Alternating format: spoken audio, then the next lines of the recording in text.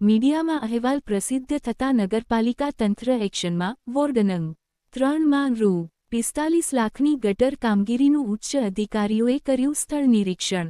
રહીશોની હાજરીમાં પ્રમુખ ઉપપ્રમુખ દ્વારા ટી.પી.આઈ. કન્સલ્ટન્ટ અને નગરપાલિકા એન્જિનિયરને કોન્ટ્રાક્ટર પાસે કામની ગુણવત્તા સાથે વહેલી તકે કામગીરી પૂર્ણ કરવા અપાઈ કડક સૂચના. આમોદ શહેરના નગરપાલિકા વિસ્તારના વોર્ડ નંબર 3માં આશરે રૂ. 45 લાખના ખર્ચે વરસાદી પાણીના નિકાલ માટે ચાલી રહેલી ગટર નિર્માણ કામગીરી લાંબા સમયથી ધીમી ગતિએ ચાલતા સ્થાનિક રહીશોમાં ભારે અસંતોષ વ્યાપ્યો હતો. આ અંગે રહીશોએ મીડિયા સમક્ષ પોતાની વ્યથા રજૂ કરતા સમાચાર પ્રસિદ્ધ થયા બાદ નગરપાલિકા તંત્ર હરકતમાં આવ્યું હતું.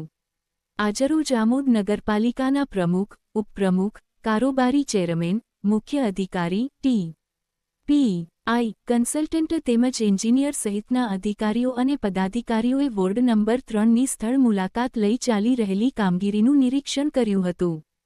સ્થળ પર હાજર સ્થાનિક રહીશો સાથે ચર્ચા કરી તેમની રજૂઆતો સાંભળી હતી.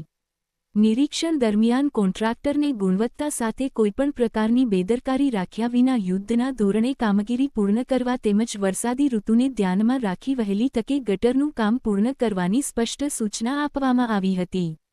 સ્થાનિક રહીશોએ જણાવ્યું હતું કે મીડિયા દ્વારા પ્રશ્નને વાચા મળતા તંત્ર દ્વારા સ્થળ મુલાકાત લેવામાં આવી અને કામગીરી ઝડપથી પૂર્ણ કરવાની ખાતરી આપવામાં આવી છે, જે આવકારદાયક પગલું છે. રહીશોએ નગરપાલિકાના પદાધિકારીઓ અને અધિકારીઓનો આભાર વ્યક્ત કરતા આશા વ્યક્ત કરી હતી કે હવે ગટરનું કામ સમયમર્યાદામાં પૂર્ણ થશે અને વર્ષોથી ચાલી આવતી વરસાદી પાણી ભરાવાની સમસ્યાનો કાયમી ઉકેલ મળશે. મારું નામ પૂંજાભાઈ જીવાભાઈ વાઘેલા, જલારામનગર, ભીમપુરા રોડ, આમોદથી બોલું છું.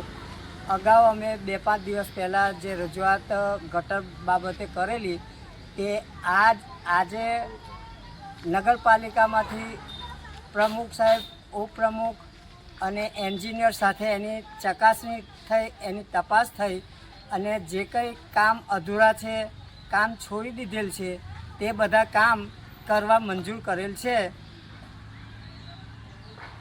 અને નગરપાલિકાનો આભાર વિઝિટ કરવા માટે આવેલા. આ વિઝિટ કરીને જે કંઈ અમને કામની બાહેધરી આપેલી છે તે અમારા સર્વ જલારામનગરના લોકોને થોડોક આનંદ થયો છે કે અમારું કામ થઈ જશે. બરાબર.